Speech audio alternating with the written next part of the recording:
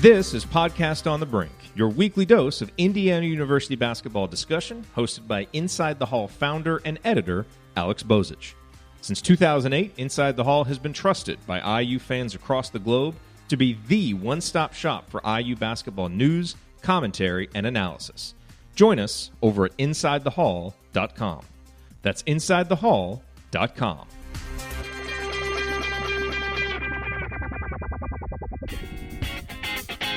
Welcome back, everybody, to a new episode of Podcast on the Brink. Excited to get back on a weekly schedule here with the season scheduled to tip off this week, recording this on a Sunday morning, and pleased to be joined by a good friend, one of the best basketball minds that I know, Dylan Burkhardt of UMHoops. Dylan, welcome back to Podcast on the Brink. Thanks for that overly kind intro, too. I mean, we got basketball coming up this week, huh? Yeah, it's we talk, Dylan and I talk just about every day. It's been a long road since March, a lot of uncertainty. And I think the biggest thing that still stands out to me as we kind of embark on what's going to be, in my mind, probably the most abnormal season for college basketball that we've ever had, is that we still really don't know what to expect. There's a lot of programs taking different approaches to their schedules. You can just look at Michigan and Indiana, the two programs that Dylan and I cover, to get kind of a perfect example of that. Michigan has chosen not to play in an MTE. They're going to play 5 home games as their non-conference schedule. I actually think it's a pretty darn solid strategy. Indiana, on the other hand, is going to play basically just 2 games at Assembly Hall, and then scheduled to play in Maui 3 games at Florida State and Butler. Dylan, I'm just kind of curious for your thoughts as you've kind of, this is what we do for our careers, right, about college basketball. How have you kind of planned for this season? What are you kind of looking for as indicators of where this is headed as we kind of start the season? There's already a spreadsheet out there tracking programs in quarantine. It seems like we're going to get some games. It's just a matter of how many and what kind of how the contract tracing and everything is going to slow down maybe games being played. Yeah, I kind of start at the end. I think everyone has a lot of incentive to play an NCAA tournament this year, and the goal is going to be how can we get there by any means possible. If that means we have to let Duke into the NCAA tournament when they only played 9 games, well, let's just do that, because the NCAA tournament's what makes everyone all the money, and that's what they lost earlier this year when everything was shut down. So that's where I start. And then I just expect the unexpected, expect things that we haven't really seen before in college basketball. I think you'll have games that are put together hours, like days before they're supposed to be played. I think teams are going to have to be flexible and just understand that the goal is to get enough games in and then see how we get there. Even you're already seeing this with all these MTEs. The opening week of the season, teams are shutting down. Other teams are replacing them. Teams were going to play here, now they're playing there. I mean, this stuff will be unprecedented and unheard of in any other year, right? You've never heard of a game scheduled 3 days in advance. Usually these are scheduled a couple years in advance, sometimes for who's going to play in what MTE. So there's going to be games canceled. I think there's usually like 6,000 college basketball games in a year. You're seeing a lot of football games canceled. There are a lot fewer football games. So imagine how many basketball games. It's going to seem overwhelming, but there's also going to be a lot of basketball games that still get played. There's been some conversation, and I think Rick Pitino, of all people, had a tweet a couple weeks ago, and some media picked up on this and talking about maybe pushing the season back. And I kind of pushed back on that, and I think you kind of agree with this line of thinking that pushing it back at this point doesn't really do any good in terms of we don't know that anything's going to be better come February, right? So why not try to go ahead and get as much in now while you can? And I also think that with the Big Ten, is a perfect example of this. I know Michigan is basically going to shut down its campus over the winter in terms of having students on campus. Indiana's students have left now for the most part and aren't going to be back till early February. And my line of thinking kind of goes like this. This next couple month period for Big Ten programs that are testing daily gives us the best chance to get games in. Do you agree with that? And do you see any reason why they shouldn't go ahead and try to start things up right now? Well, first, I'd say it's shocking that Rick Pitino came with the idea that we should delay the season once his team was shut down. I mean, he could have suggested that a couple weeks in advance. Not that he's ever been self-serving before, but either way, I think that what we saw in Big Ten football kind of proves that you're better off just trying to start and leaving room for maneuverability down the line. The Big Ten basically got rid of, they had this all fancy schedule set up for football where you could move games around, you could reschedule games. If they would have stuck with that, they would have ended up playing more games. Now you're seeing cancellations that are just never going to get replayed. I think they probably are worried about moving the NCAA tournament, so trying to get games in before then just seems to make the most sense. I definitely agree. I think it's going to be weird. You're going to have teams, 2 weeks in January, can't play any games. That's 4 games off the schedule that have to be moved somewhere else. Who knows what gets made up or how it gets made up. But I think that just trying to find a way forward at this point is really the only thing that makes complete sense. If you wait till February, you're going to try to play 10 games in 5 weeks and try to get something in. And then what if you have cancellations, right? So it's a tough spot all around. COVID's probably as bad as it's been, certainly in the Big Ten area, in a while. And that's going to create issues. But at the same time, I think that they've probably had at least some time to learn, at least as far as a college athletic department, of how to work through some of this stuff as far as with football in the Big Ten especially. So it'll be interesting to see how it plays out. Anyone who says they know what's going to happen is probably full of shit.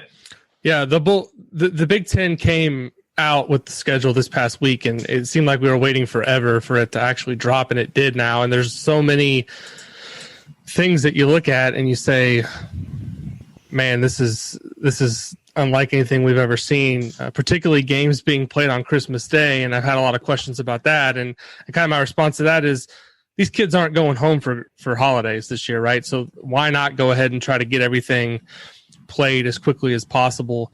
When the schedule came out, was there anything you looked at and said, I'm surprised by that? And, I think Michigan was one of the 8 schools I think that is getting a Christmas Day game. So that'll be interesting to see how that all goes, especially with the NBA starting back up. I can't imagine the TV ratings are going to be great for early season Big Ten games, but this is kind of the situation that we're in. And the other thing, the collapsible bye weeks that are kind of built in, I guess that kind of gives maybe a window for reschedule dates. But anything kind of stand out to you when you saw the schedule released this week?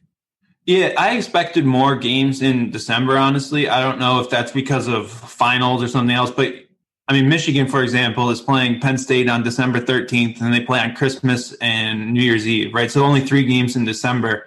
I wouldn't have been surprised to see the Big Ten jam in a few extra games, because even in normal times, they've been playing 2 games in December already, and often a couple games around New Year's. So it really felt a lot like a typical Big Ten schedule to me as far as its structure. It wasn't anything overly aggressive or trying to move things around. I guess my biggest takeaway there is they probably realize teams might be trying to reschedule non-conference games in those December weeks and maybe just giving a little bit of flexibility there. It's really tough to say. Christmas, I mean, Michigan's playing at Nebraska on Christmas. Nothing else has 8 p.m. Big Ten Network tip that no one watches written all over it than that kind of game. I do think it's interesting. I know that people have talked a lot about maybe the Big Ten or the NBA trying to try things with the schedule and then see if it can stick later. I hope that the Big Ten isn't thinking that, we can just play Christmas games all the time in the future. I just don't think that's the move, but I don't know. It'll be fascinating. Michigan's schedule in particular is pretty backloaded, and I don't know if that was a strategic decision to figure, maybe we'll be able to be in a better place in late February and March to get those games in.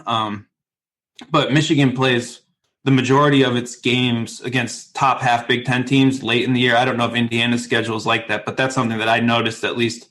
Could just be because TV and everything else, they want to get those games in when they matter, but it certainly stood out to me as in maybe we can lose a game or 2 against Penn State or Minnesota in January, but we want to get these late games in, and maybe that's when everyone has eyes on college basketball. Those are my big initial takeaways. Yeah, the one thing I want to see that we haven't seen, and maybe it's not even a policy yet or hasn't been figured out. I can't believe that it wouldn't have been discussed behind the scenes. Is what's the rescheduling policy going to be in terms of, let's say that, and I don't have the schedule right in front of me, and this is just a hypothetical, but if Indiana and Michigan, let's say they've already played 2 times, but then late in the season, Michigan's supposed to play Ohio State and Indiana's supposed to play Wisconsin, and Wisconsin and Ohio State get shut down. Is the Big Ten and are those schools going to be willing to say, we need to have something here on the schedule? Are these teams going to play for a third time? Do you anticipate there's going to be anything that we know in terms of how that's going to work, or do you think it's going to be like a fly by the seat of our pants? And do you think schools are going to be willing? Because obviously, I think Michigan or Indiana would be a whole lot more willing to play, Nebraska or something, or Penn State for a third time than they would maybe play another top tier school. So that's one thing that I really would like to see laid out, or some kind of broader explanation given, because I think that's definitely going to be something that's going to come into play. And I think there's got to be some flexibility in that regard. Yeah. So with the collapsible buys, I don't completely understand them, but I believe it's sort of mutual open spots in the schedule. So I think the idea is that you would reschedule canceled games, right? So if Indiana and Ohio State had a game canceled in January, that would move into the collapsible buy to replay just that game. I have to imagine that playing 3 times against a team would just completely skew the conference standings, right? And the tiebreakers and everything else. So I don't think they'd want to do that. I mean, more interesting might be, okay, Michigan and Iowa have a single play. Could they run it back and get a game in a situation where maybe they wouldn't otherwise? Maybe you do that if you switch a single play or something else, but still, I think that a lot of people would be quick to cry competitive unbalance if that was changing somewhere in the season. So I think the big focus will be on rescheduling games that were already canceled, right?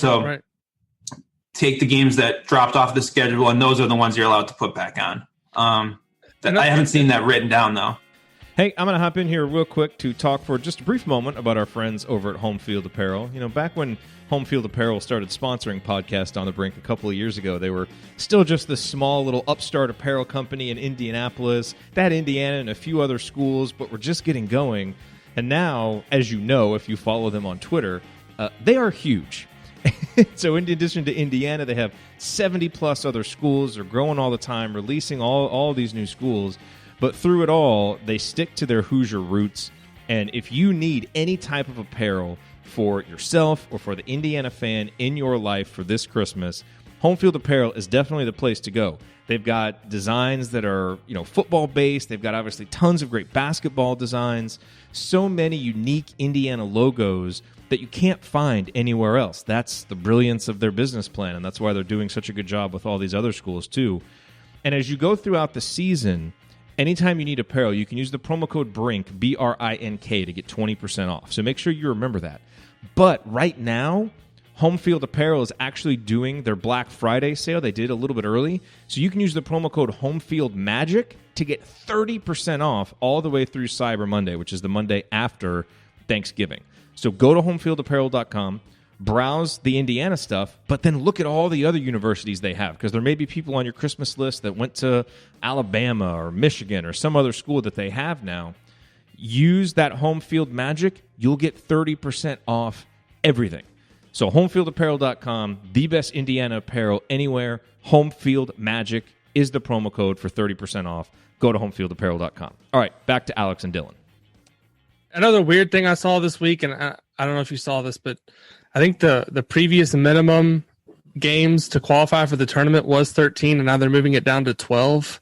I didn't necessarily see what the significance of that would be.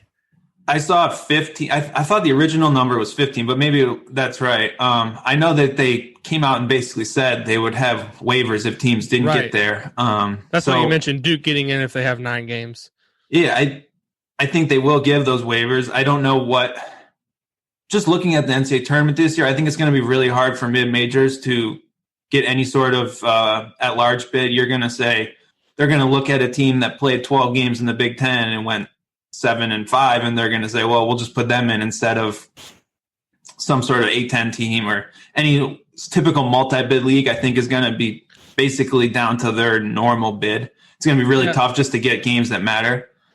I also think that just from a numbers perspective and based on kind of what the resources are, I think those schools have less chance of playing as many games as the bigger schools, right? Because exactly, the Big Ten has been testing in men's basketball, I think, since the start of practice daily. So, I've heard from various people that I've talked to over the last week that some of these mid and low major programs have just now started testing. And you look at kind of the quarantine list right now, and it's mostly low and mid major schools that are having problems. So we'll see. I don't think, obviously, I'm not saying that the Big Ten or any other power conference league is going to be immune from disruptions, because that's certainly not going to be the case. I just think that they are going to have the best chance, kind of just based on pure resources, the way they travel, right? They're going to be chartering flights everywhere. They have the best medical personnel available. I think they're just going to have the best chance to play the most amount of games. Yeah, and I think those waivers will really come into play. Say the Big Sky's best team only got 9 games in or something like that, but they play some kind of conference tournament, or they know that that's the best team and they want them to go to the NCAA tournament.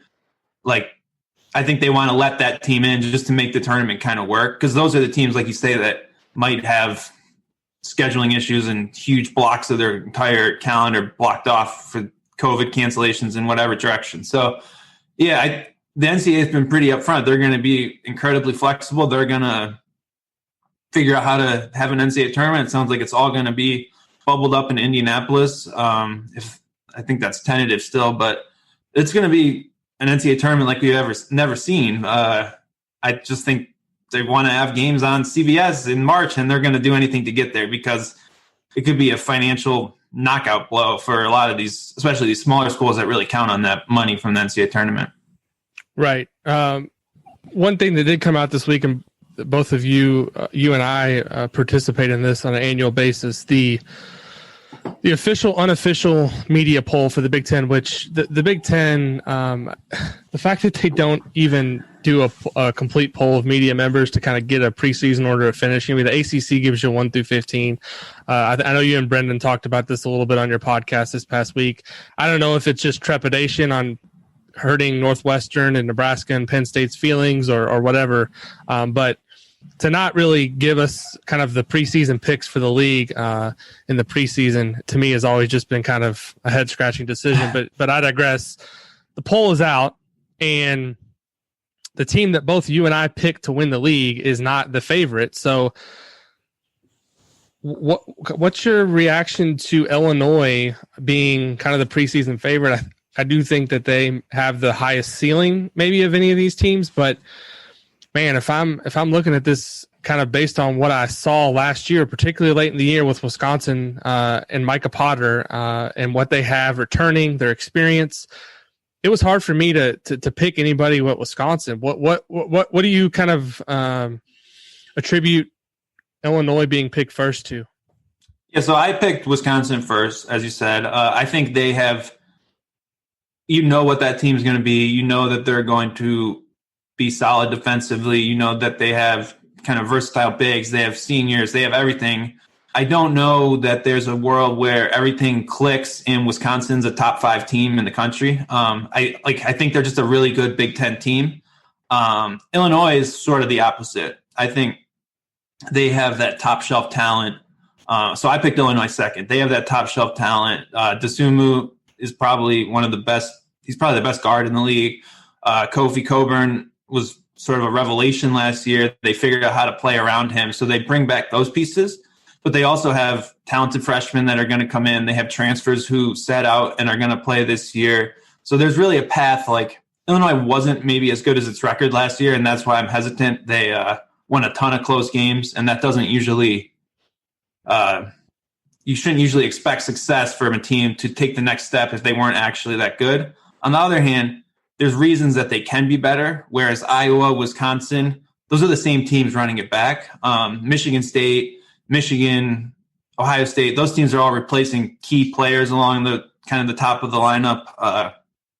Illinois brings back those key pieces, brings back some new pieces. So I can see the logic. And I thought long and hard about picking Illinois, But I also think there's a world where this was a terrible shooting team last year. If they can't shoot better, their ceiling is still a bit limited. So I get the pick. I expected it to be closer. I know they got 16 first-place votes, and Iowa and Wisconsin only got 6.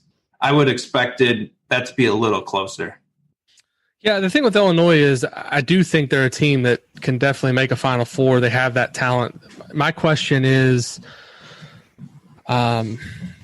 how are they going to handle expectations? We haven't seen any of those guys play really with any expectations going into a season. And I also wonder, I mean, you've got 2 guys on that team that have legitimate NBA aspirations in Io and Kofi.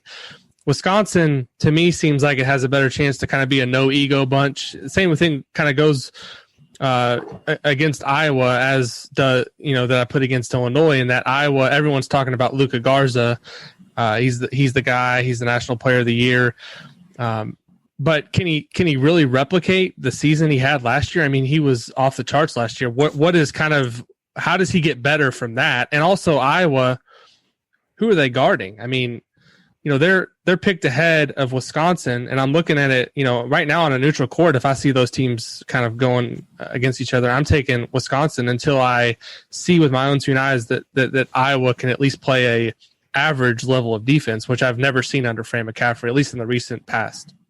Yeah, I don't think since Woodbury was there, they've been even average on defense, but and he was out poking everyone in the eye left and right. Right. I think Luka Garza was just incredible last year. In Iowa wasn't, right? Iowa was just a good team. They weren't even that great. So they're going to run back the same team. They were fine, but like when the tournament that never happened, the brackets came out, they would have been a hot pick to be like a 5-12 upset game, right? I mean, there's no doubt about that we would have looked at them and said, hey, they're probably not going to be a team that goes very far, right? They were 11-9. They outscored Big Ten teams by under 2 points per 100 possessions. They finished 23rd in KenPom. They're fine. That's a big leap to say, okay, this is a national contender now when the only roster difference is Jordan Bohannon comes back, right? I know there's a few small tweaks, but Bohannon is not going to fix the defense. He's never been a great defender, and he has been off multiple hip surgeries and whatever else. That's not the fix. So how does this team become average defensively? I don't know. I mean, the better chance, I think, is just they're somehow even better offensively, to an extreme extent, where they're the best offense in the country by a couple 5 points per 100 possessions, better than even the second place team. You have seen, I think the last team that won the Big Ten without playing any defense was Michigan in 2014. They had one of the best offenses in the country and were just bad defensively, but they made it work. It's not really a repeatable recipe, and I don't trust Fran McCaffrey enough to get there with this team. I think they'll make the tournament. I think they'll be exciting, fun to watch, but I'm not really buying in on Iowa at this point. Would you agree that of the top 4 teams kind of in the poll, Wisconsin, Illinois, Iowa, and Michigan State, that Iowa has the most bust potential of that group? Yeah, I think so. I think I just like Illinois. I think Wisconsin has the highest floor, right? I don't see them busting. They're going to win 12, 13, 14 Big Ten games pretty much every time just because of how they play. Illinois, I worry the offense won't get there. I think they're relying on Grandison and Hutcherson to kind of bring some new shooting from the wing, and those are both up transfers who knows what they do. Adam Miller, maybe, again, a freshman, he could shoot, but can he be an efficient offensive player? So Iowa and Illinois are sort of close to that same tier for me, but I would definitely lean Illinois just because I think they've shown they can play a brand of basketball that translates more in the Big Ten immediately to maybe being a contender. The preseason All Big Ten team was, for the most part, it agreed with our top 5 that we did in our top 25 poll. Although they threw 6 guys on there, I think because there was some 3-way tie in the voting, right? But it was Luka Garza, Io, obviously Trace Jackson Davis, Kofi Coburn, Franz Wagner, and Nate Reavers. And as arguably the biggest Nate Reavers supporter out there for going on a couple of years myself, I was shocked to see him get that much love. Was that to you the biggest surprise in this whole process? I mean, it looked like, Marcus Carr and Aaron Henry got a little love, and Geo Baker, which I think everyone knows where we both stand on that. But to see Reavers with 11 votes and Micah Potter with 1, which I wouldn't have voted for either one of them first team, but to me that was a little bit head scratching. Yeah, I think in our top 25 we had Micah Potter 5th or 6th, right? So he was right in that picture for us. I think he changes Wisconsin more than Reavers. Like, Reavers is a great defender, a solid player. I don't really see first team all Big Ten upside from him statistically. Potter's a guy who I think could be a big time scorer, and really, if Wisconsin's going to be top 10 elite nationally, I think it's going to be Potter that emerges as sort of a game changer with his offensive versatility. I don't know. I don't see Reavers as a first team all Big Ten. I would fade that pretty quickly. I also think it's a weird situation where you have Garza, Trace, Coburn, and Reavers all on the first team, and they're all bigs. There's not really any notable guards in the league other than Dosunmu. Marcus Carr was close, but last year and the last couple of years, we've had all these dominant point guards, and it's going to be a lot of turnover in the backcourt at the most notable schools, which is kind of an interesting narrative coming into the season. Yeah, I was glad to see that people didn't vote like a team, like a traditional position by position team, because to me, I want to see the best players regardless of position. If it's 5 centers, put the best 5 players on there. And I think they did that. I was fully expecting to see way more votes for Marcus Carr and Geo Baker, because people look at that and they say, well, we can't have, 5 guys that are 4 guys that are 6'9" and taller, depending on how you look at Franz Wagner. But, he's to me a wing, but he's obviously a little bit bigger. People don't look at him as, maybe a traditional guard. So I was actually glad to see that. The one guy that I looked at and I saw was maybe a little bit underappreciated, just based on, I think, the potential. Rocket Watts of Michigan State only getting 1 vote. I think if Michigan State's going to be as good as some people are talking, I know Brendan's really high on them going into the season. I think they're going to be a solid team. But to me, I look at that roster and I say, if he takes a huge step forward, he kind of, to me, can be one of those dynamic playmakers in the Big Ten going forward. Yeah, Michigan State's a really interesting team. I think of all the teams in the top half of the poll, they get probably the biggest coach bump, obviously, with Izzo, and just based on what he's done. It wasn't just Watts who received all Big Ten votes. So Henry had 7, Hauser had 2, and then Watts had 1. They have a lot of guys.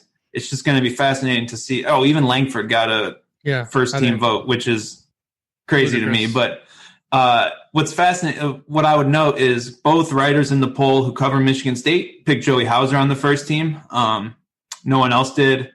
Everyone up there is really high on what Joey Hauser can do. I need to see it to believe it, but that's probably obviously coming from around that program, right? There's clear optimism on what he can be and how he can change that team. I don't really see Henry as a first team guy. I think he's just a really good extra player, extra piece. So that's where I come down in Michigan State. I think they have more than enough talent to be really good, but man, they replace a lot, right? Like that Winston Tillman, basically what Winston gives you on offense and what Tillman gave you on defense is game changing. And I don't really trust their bigs to replace that right away on defense with Tillman. And they have to figure out the point guard, even though they have all this wing talent with Langford and Henry, Hauser. Those guys are going to be good. Can Watts be a point guard? I don't know. Watts is wired to shoot the ball, so that's what he's going to do first. And Izzo can work with that. It's just going to be more of a learning curve than maybe you've seen with recent Michigan State teams.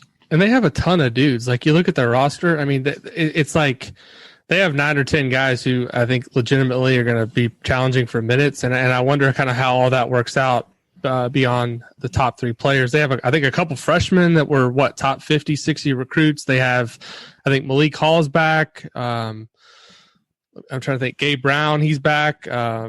Bingham's back. Kipier's back. I mean, they've got like all these guys that have actually like played legitimate Big Ten minutes, and then it's the Hauser thing is interesting to me because I listened to your show the other day with Brendan, and I agree with you. it's one thing to be like the third guy on a Big East team as a freshman on a team that was they were okay, right? I mean, I watched them play Indiana that year and they got crushed, but that was, you know, your typical Assembly Hall game early in the season that a team comes in and Indiana makes everything and blows them away. But to think that a guy who was more or less a third option on a decent Big East team is going to come in after a sit out year and just be a first team All Big Ten player, to me, I agree with you. We got to see that to believe it. I thought that was a pretty huge reach, and I don't know, you know, I don't know. Brendan mentioned that he'd seen him practice and all that. He looked like he was really good, but I got to see more before I'm buying into that. Yeah, I do think though it's easy to underrate how much better, especially a young player, can get in a sit-out year. Just like sticking to a Michigan example, Charles Matthews was pretty much unplayable his freshman year in Kentucky.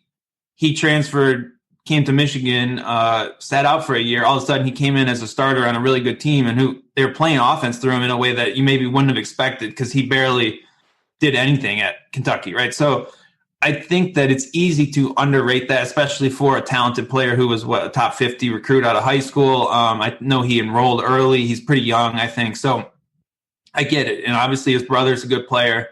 So he's going to be good. I don't know. It's just fascinating to me because there's so much ambiguity on that team about who the best player will be. Obviously it's good to have multiple guys who might be your best player, but there's just not really a clear alpha to me from day one. I don't know anyone's wired to kind of be that guy, right? Hauser's been a supplemental guy. Same with Aaron Henry.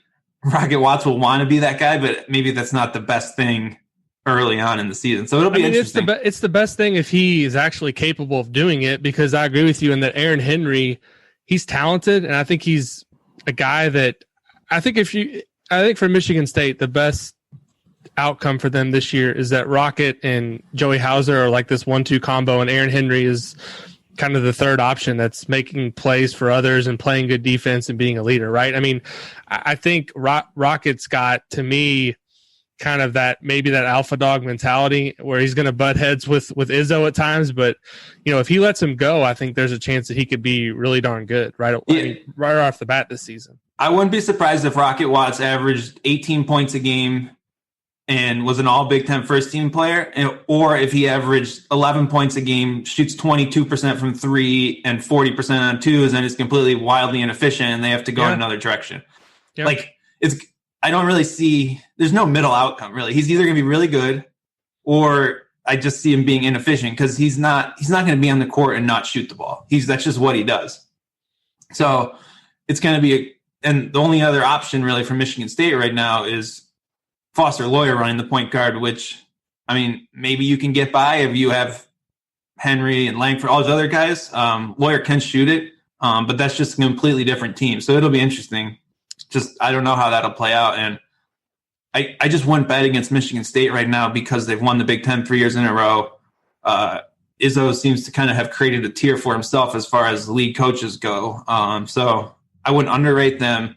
But, man, it was just the last couple of years, you just plug and play. You know exactly how they're going to fit together.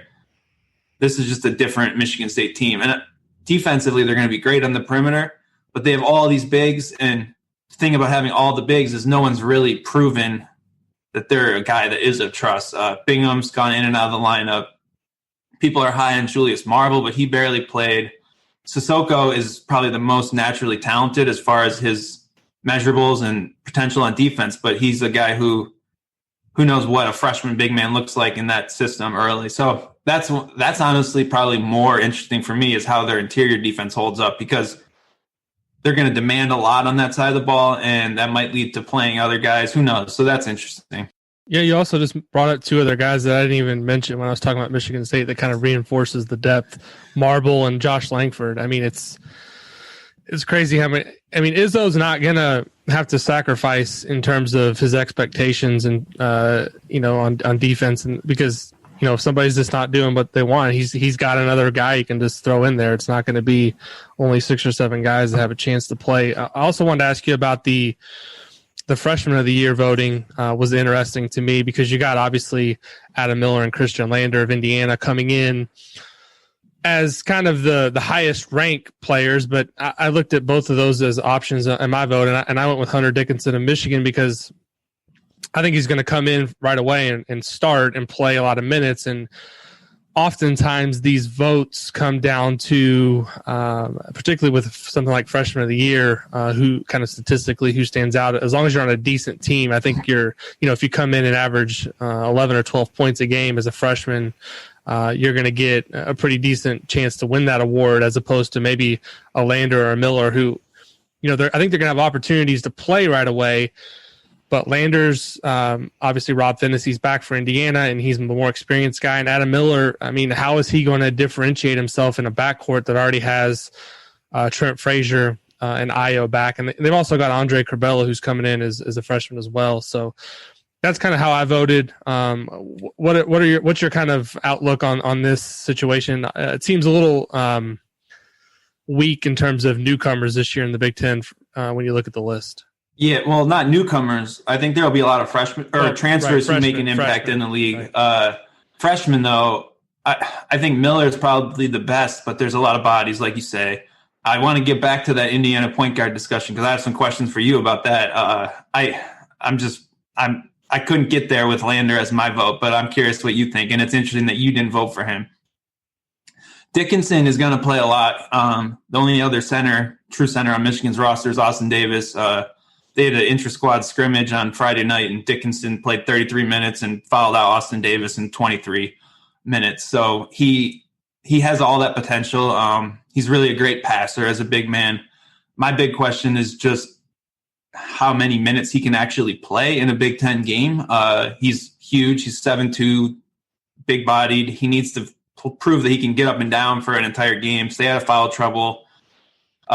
That's really the biggest limiting factor. But if he can do that, yeah, he's going to have to play because there's just not another body in front of him. So I think that's probably a smart vote. I think there might be a time when Michigan plays small with Brandon Johns at the 5 at some point. But either way, Dickinson basically has to play. It's just going to come down to fitness, conditioning, and just how ready he is to play at this level. I think that's probably a smart vote. I just picked Adam Miller because I thought he was the most talented. Probably not the best logic, but be interesting to see. Yeah, the one name that popped into my head just now with Eric Hunter getting injured at Purdue for them, and it's not Ethan Morton because someone voted for him, which I didn't understand, but Jaden Ivey is a kid who I think is coming in as a top 100 recruit, probably ready to play some minutes right away. So he's a name I'm looking at Purdue with potential to make an impact. But kind of going back to your comment there about Lander and an Indiana point guard situation, my whole trepidation with kind of hyping Lander too much going into the season is he's a point guard and he's moving up a class, and there's a ton of pressure on him to make an impact right away. And I just don't know, with kind of the limited number of games Indiana has to ramp up. Archie Miller's not going to be willing to kind of throw him out there. And, the second game of the season is scheduled to be Providence in the Maui event. I mean, is that really a spot that you take a freshman who's reclassed up and throw him in and say, kind of go run the show? I don't think that's going to be the case. Later in the season, is he maybe Indiana's starting point guard? I guess there's a chance it could happen, but Finney, when he's been healthy from a defensive perspective, we saw it a couple times last season, or at least once last year, him going against Cassius Winston and being a pretty solid defender. He's I think, going to be better than Lander on that end, almost guaranteed, as long as he can stay healthy. So with Lander, I just, he's got all the hype. I know Michigan recruited him at one point. A lot of schools wanted him. He was looked at kind of as the top point guard in 2021. He's moving up a class. I just can't point to many examples of freshmen who have been point guards that have moved up a year who have really been dominant or really good as freshmen. I mean, Ashton Hagans, I think, did it at Kentucky and was pretty solid, but he took a couple years. Derek Thornton's another guy that a lot of people pointed to as he was really kind of a disaster when that happened for him at Duke. And I think he had, 2 stops in his college career after that. He was never really the same as the hyped up high school kid he was. Where are we at with Rob Finney? I feel like after his freshman year, he was supposed to kind of be the next guy, like the point guard of the future at Indiana. Last year, I know he had injuries, didn't really go. He's had injuries the first 2 years. That's the thing, is like, if he could stay healthy, I think he's a solid point guard on a decent team. Like, I think like long term, obviously Lander's the guy you kind of want to look to and say, if we're going to get this to be, a top tier Big Ten team, he's going to be the guy behind it. But right now, I think Phinissee's the safer bet if he can stay healthy. I mean, it's just, you look at all of Indiana's guards and none of them can shoot from the perimeter. That's the whole missing piece to this. And I don't look at Lander as a kind of an upgrade from perimeter shooting perspective either. I mean, he's a guy that can make plays, but he's not a guy that you're going to say go take 4 or 5 threes a game. One of the best ways for a freshman guard to get on the court, especially as a kind of a second point guard or with another option, is sort of being able to just be a knockdown 40% 3-point shooter. Derek Walton did that his freshman year at Michigan, where there were other guys on the team. He could kind of run the show and then hit shots. I don't know enough about Lander to know if he can do that. Phinisee hasn't really proven that. But I guess my question, let's just talk about Indiana for a sec, because 2 years ago I was all in on Indiana and thought they were going to be great. Last year it was kind of I just never really got there with that team. How is this team going to improve offensively, especially on the perimeter? Because I look at the roster and I don't really see a bunch of knockdown shooters. Like Trace Jackson Davis is so good, but how do you build around him in a way that he can take the next step and the whole offense can take the next step? Because I see a lot of guys. I don't really see anyone who I'm like, man, that he can make a big impact. Jerome Hunter's a guy who I was high on last year, but is he ever going to really get to what I think he can be as a player? I don't know. So talk me through Indiana. It's interesting because I feel like a lot of the people that read my site and are on the forum are kind of like, why are you so down on this team? You picked them 7th, and honestly, it was tough for me to pick between 7 and 9. I think all those teams are kind of in the same spot, and I'm kind of like this when it comes to Indiana, and people think, well, you should be an IU homer, you're on an IU site, and I'm more of the realist so far based on what we've seen. Right, the first 3 years we haven't seen much from Archie Miller in terms of performance. I mean, they've had some good wins. They've had some good moments. He's made the defense better, but I've seen nothing to suggest that the shooting is improved in any tangible way. They've been a poor free throw shooting team. And if they're going to win games the way he wants to, which is kind of slowing it down, I think, and trying to win with defense, they got to stop turning the ball over. They've been horrible in that regard. And so I'm kind of taking a wait and see approach. Would I like to be pleasantly surprised and have them outperform expectations? Sure, it'd be fun to cover a team that is a little bit better than what I've covered since 2015-16. But the reality is, until we see it, I have a hard time picking them any higher than where they are. I mean, they're 30th in the AP poll, I think, to begin the season. I think that's fair. I mean, they've obviously got talent. They've got some guys who, if they have their best outcomes, you mentioned Jerome Hunter, I think he could definitely be better. But right now, I just see the last 3 years, and I'm kind of, I guess, scarred by the fact that they really underperformed the last 3 years. And until I see them kind of overperform, I have my questions. Another thing that's kind of come into play as this season goes on, if Indiana's not any better, people are going to say, this is year 4 for Archie Miller, right? Year 4 of Tom Crean, they had Zeller by that point, and they were a 4 seed in the NCAA tournament, and he was coming back from basically, ground zero in terms of having nobody in the program, having a completely depleted roster. And by year 4, he had them,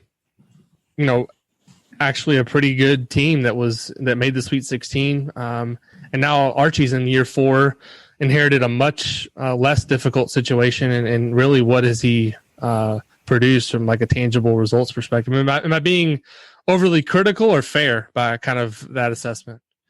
Yeah, I think it sounds about right. Defensively, I think they've created a pretty solid floor, right? I mean, Indiana's been good defensively the last 2 years. I think this is going to be a good defensive team, but I mean, the adjusted offensive efficiency hasn't cracked 65th, and that's just not going to give you much upside as a team. So best case scenario for Indiana to me seems Christian Lander's legit. He can give you, I mean, you could have a 5-star point guard and a first-round pick center. You should be good. You should be able to figure out how to be a good offensive team with those pieces. So maybe that's what it takes to get this to click. Maybe you play 2 guards. Maybe a couple guys shoot better than you expect. But But man, the early season, tough schedule. It's going to be an interesting start to the year, especially in sort of an unprecedented year where who knows what games you're going to look like. You don't have that Assembly Hall home crowd to kind of give you a little boost at home. So who knows? Seems like there's maybe more than any other team. I could see it going either way for Indiana in the Big Ten, right? Like there's enough talent there that things could click, but need to figure something out offensively. Sort of like a team like Iowa needs to figure something out defensively. Indiana, we just need to see maybe just more efficient offense. Yeah, I'm having a hard time too. Like when I kind of look at the Big Ten, like just kind of the middle of the pack. I mean, I look at every team. Obviously, Michigan has questions. Rutgers, we have no idea what Rutgers is going to do. They have expectations. They have no fans at the rack, which was basically the reason that they were as good as they were last year. I think they were something like 18-1 at home. Then you got IU, Ohio State, Purdue. I don't know if we throw Minnesota and Maryland into that category. I don't feel like we do. Maybe Minnesota. I'd go Minnesota. But, from 5 to 10, I just have, I feel like any of those teams could be 5th or 6th, and I feel like any of them could be 9th or 10th. I mean, Michigan, you know them as well as anybody. It feels like outside of Franz and Isaiah Livers, there's a ton of questions, particularly at the guard positions with point guard. I mean, Xavier Simpson, to me, outside of Cassius Winston, was as good as it got last year in college basketball in terms of on-floor leader. He was a guy that would lock down other teams' best offensive player. He was an extension of the coaching staff on the floor. And do they have that guy this year? I don't know. Yeah, Xavier's interesting. His defense actually kind of took a step back last year, but his offense was kind of consistently underrated just because he couldn't shoot really. His ball screen passing was basically Michigan's entire team. I think Indiana fans probably know that well. I think Xavier Simpson probably had 50 ball screen assists against Indiana in the last 2 years. But he was just so good at reading the game. And like you said, leadership, accountability. I don't think there's a better player Juwan could have inherited to coach his first year as a college coach, where Xavier Simpson was just, he knew the entire game inside and out on both ends of the court. Michigan's not going to be a team this year, I don't think, where they dribble out 50 ball screens a game and just put the ball in the point guard's hand and let him make plays. I think you're going to have to see a different structure of offense where your two best players are 6'8", 6'9" guys who can shoot, dribble, and kind of slash off the wings. Michigan hasn't played through Franz and Isaiah Livers, but I think Franz Wagner is going to be really, really good. He had 26 points in their scrimmage. He's really, from what everyone said, has been really effective getting to the basket, finishing around the rim, and doing all that. Supposedly he's up close to 6'10", and he might play the two guard. Like, that's just a really unique look. We have to see what it looks like and how he can defend in that spot. But it's going to be a new look team. I think the big question with Michigan is obviously center, where we talked about Dickinson, and then point guard, where it's either Eli Brooks, who's really more of a combo guard but a great defender, or it's Mike Smith, a Columbia grad transfer who I think was 6th in the country in usage last year and just did everything for that team. They're not going to ask him to do that, but can he run the team and make shots and get guys into sets? That's really the question, because there's just unproven ball handling. Beyond, like, Eli Brooks isn't a great dribbler. Franz Wagner is 6'10". You don't really have guards you can count on, even like replacement level guards. So Michigan doesn't need to replace Xavier Simpson and John Teskey with guys who are going to do that much. They just need to get good production there and then lean on the wing trio of Franz, Isaiah, and then Shawnee Brown, who's transferring in from Wake Forest, who's another really solid, proven high major player who can give you double-digit points, solid minutes all around. I'll get you out of here on this. It's just something I've been thinking about with the Big Ten based on kind of last season, where you saw, and this is every year, but I think last year it was maybe a little bit more pronounced than usual, how hard it was to go win on the road in the Big Ten. How are you kind of approaching looking at what home court advantage is going to look like in the Big Ten this year, in a year that's going to be completely unprecedented, no fans? I think there'll probably be some family members. So Demetric Trice's cheering section could actually be even louder on the broadcast this year if families are allowed in. But I I think I saw you tweeted something to Ken Palm at one point last week, just asking him kind of what his formula is going to be for home court advantage. I mean, do you think it's going to be?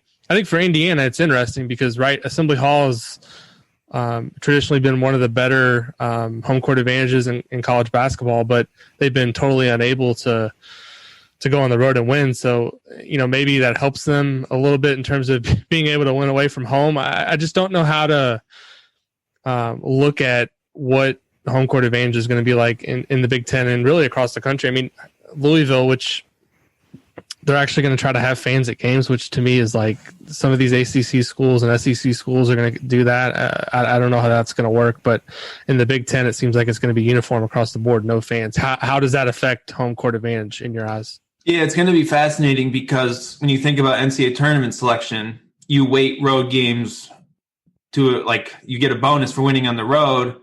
That's going to mean something different in a league where there are fans at games compared to a league where they're not. I don't think you can really adjust for that, right? So you could go win at Rutgers in an empty building, and it would probably be easier per se than winning at Louisville where there's a few thousand fans there, right? So that'll be weird and a weird kind of quirk of the whole selection process, which is going to be probably crazy for any number of reasons. I think it's probably good that the Big Ten seems to have kind of a universal rule in place, so you're not going to have completely different situations when you go to Indiana versus Penn State or whatever. I think it'll favor experience. I think that you're going to see teams, it's going to be harder at home when things go poorly to not have a backstop of a crowd. And it's going to be easier for just a more prepared team to kind of dominate a game on the road, right? I think good things will spiral quickly and bad things will spiral quickly in the other direction. Michigan under Xavier Simpson, who is really known for his leadership and everything else, that team was just dominant on neutral floors for a couple of years, and they really just had a sort of mentality when they would come into those games that they were just so experienced, knew what they'd been through. They'd been through NCAA tournaments. They just kind of overwhelmed teams, and there's just nothing to catch you when you have a bad run. Whereas you're in Iowa City on the road, it's easy to say, or at home, it's easy to say, oh, we're struggling, but our fans are here. We make a couple shots. All of a sudden, the whole game changes. I think it'll just favor better teams all around. Yeah, I think it makes it a little bit more intriguing to watch, like if you're a kind of mid to lower pack team, because, realistically, if you're a fan of, Minnesota or whatever, in the past, if they were going on the road in the Big Ten, you didn't go into the game with much hope that they were going to win. Now, I think there's a little bit more variability on outcomes in terms of road games because regardless, it's been easier over the years, and we know the reasons why, and part of it is talent and kind of how good the programs have been. But going into Nebraska or Penn State has been the atmospheres.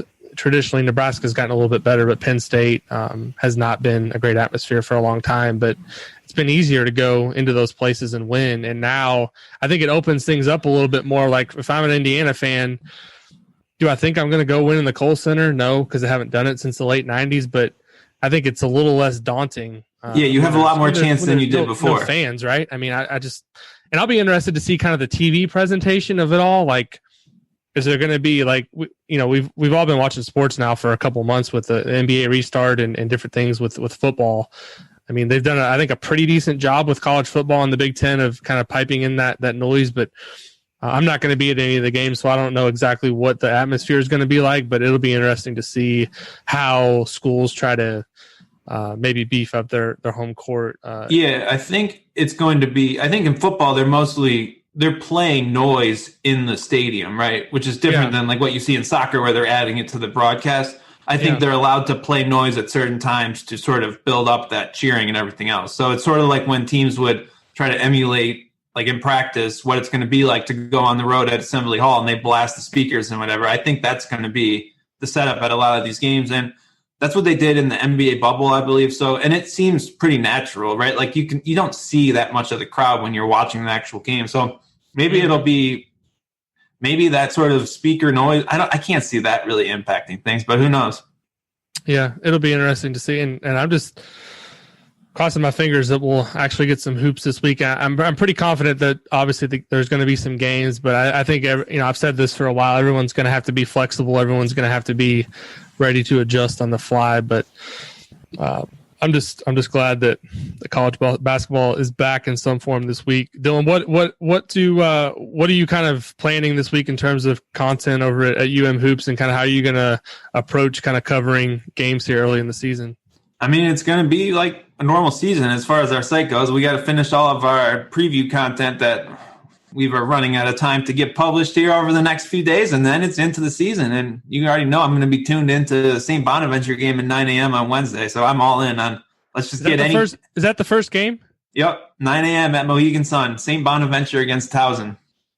Is that bubble been disrupted at all already, or? It has. I believe this game was rescheduled already. I think maybe that's not the game. I don't know. But Wednesday morning, I'll be watching hoops. I'll tell you that. Okay. Ken Palm needs to update his page if that game got canceled for me, though.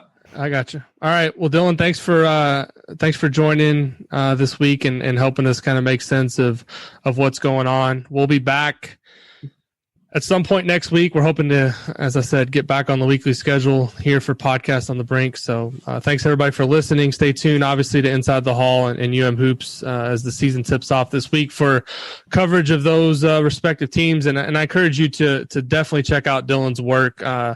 Not only does he do a really good job of covering Michigan basketball, but Big Ten in general in terms of visual graphics and different things, kind of the league at large. He does it as well as anybody. So we'll be back again next week with another episode of Podcast on the Brink.